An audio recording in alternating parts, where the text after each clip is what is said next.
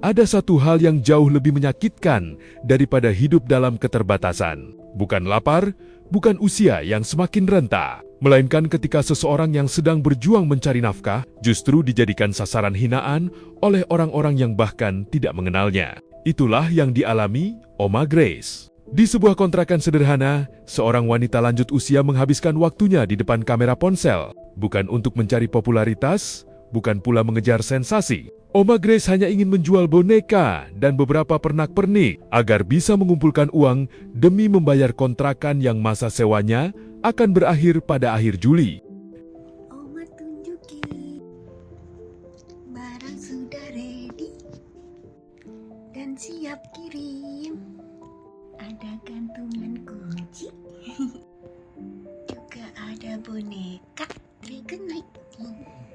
Dan juga ada tas, ada dompet koin. Tolong dicek ya, toko Oma ada di bawah sini. Kasih.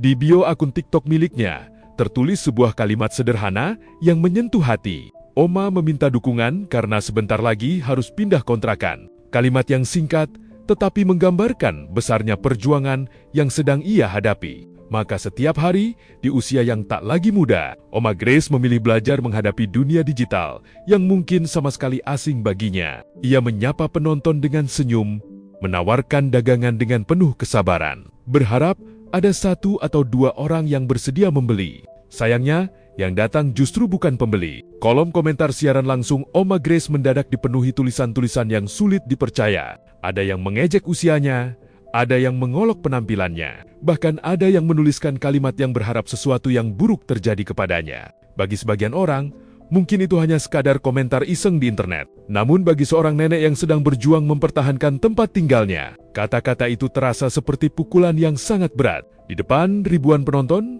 Oma Grace akhirnya tidak mampu lagi menahan air mata. Ia menutup wajahnya sambil menangis. Momen itu membuat banyak orang ikut merasakan kepedihan yang sama. Ironisnya, Oma Grace tidak melakukan kesalahan apapun. Ia tidak membuat kontroversi, tidak mencari sensasi, tidak menyerang siapapun. Ia hanya berjualan. Peristiwa ini seolah membuka kenyataan pahit tentang ruang digital saat ini. Seringkali, media sosial begitu ramah kepada mereka yang dianggap menarik secara penampilan. Tidak sedikit penjual muda yang mendapat perhatian besar hanya karena paras mereka dianggap enak dipandang.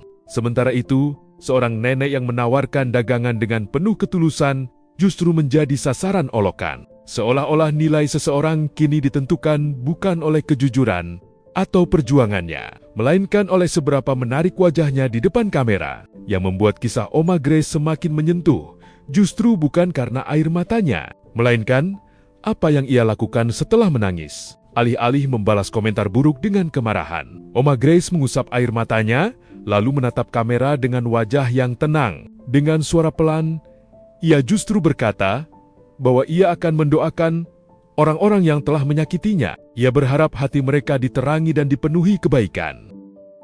Untuk kakak-kakak yang mau ngejek Oma, mau mengatakan apapun, silakan ya. Oma nggak akan marah, nggak akan bilang apa-apa.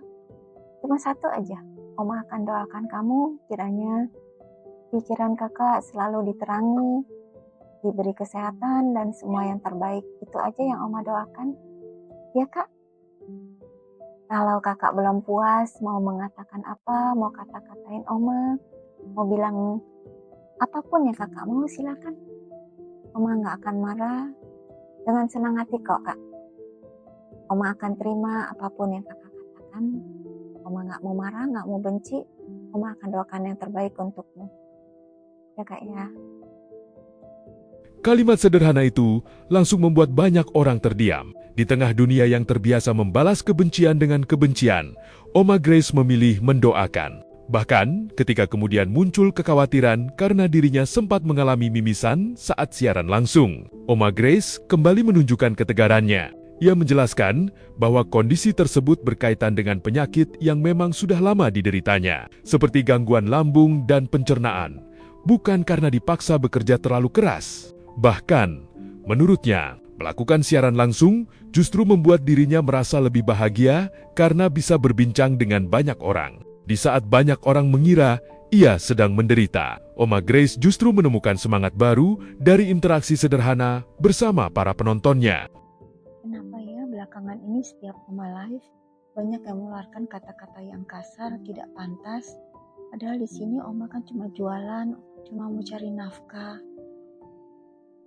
Dan ini juga Oma jadi rugi besar ya, karena ada yang CO 4-5 kali, tapi semuanya diretur. Dan Oma sudah mencoba menghubungi orang yang meretur barang ini, dan jawabannya seperti ini. Kalau memang kakak tidak suka dengan live Oma, kakak boleh skip. Dan kalau seandainya kakak tidak mau berbelanja, tidak usah kakak berbelanja lalu meretur gitu kak. Karena dalam hal ini Oma rugi besar. Rugi barang tidak kembali, tidak Oma terima kembali. Juga rugi untuk ongkirnya Oma harus tanggung lagi. Oma tidak pernah maksa kakak untuk berbelanja kan kak. Tolong kak, tolong dipahami bagaimana kalau hal ini terjadi pada diri kakak sendiri. Bagaimana rasanya kak, sedangkan kakak tuh hanya tujuan mencari nafkah, tapi diperlakukan seperti ini. Terima kasih untuk pengertiannya kak. Semoga Tuhan membuka jalan kakak, menerangi pikiran kakak juga, dan juga Oma tidak mau membalas. Kiranya Tuhan mau memberkati kakak dan menerangi jalannya. Terima kasih banyak. Lalu datanglah titik balik yang mengubah segalanya. Potongan video Oma Grace akhirnya sampai ke perhatian Deddy Corbuzier. Melihat seorang lansia diperlakukan seperti itu, membuat Deddy angkat bicara. Lewat media sosialnya, ia mengecam keras perilaku para pelaku perundungan digital yang menyerang seseorang tanpa alasan yang jelas. Babi, emang babi beneran. Lu lihat ya, ini ada 3 hal.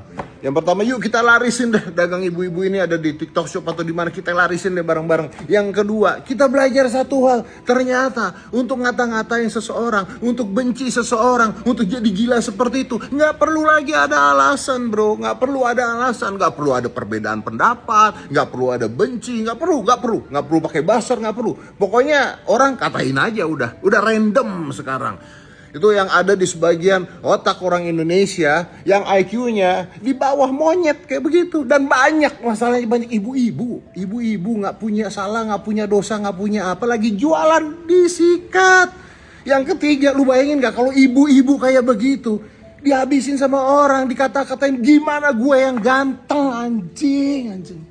Namun Deddy tidak berhenti pada rasa geram. Ia mengajak masyarakat melakukan sesuatu yang jauh lebih berarti. Bukan membalas kebencian dengan kebencian, tetapi membantu melariskan dagangan Oma Grace. Ajakan itu ternyata disambut luar biasa. Dalam waktu singkat, ribuan orang mulai berdatangan ke akun TikTok Oma Grace. Bukan lagi untuk meninggalkan komentar buruk, melainkan membeli dagangannya, memberikan dukungan, serta memenuhi kolom komentar dengan doa-doa baik. Jumlah pengikutnya melonjak drastis. Siaran langsung yang sebelumnya dipenuhi kalimat menyakitkan, kini berubah menjadi ruang penuh semangat dan kasih sayang. Perjuangan yang semula terasa begitu berat, perlahan berubah menjadi harapan baru. Kisah Oma Grace akhirnya mengajarkan satu hal yang sangat penting. Internet memang bisa menjadi tempat lahirnya komentar yang menyakitkan.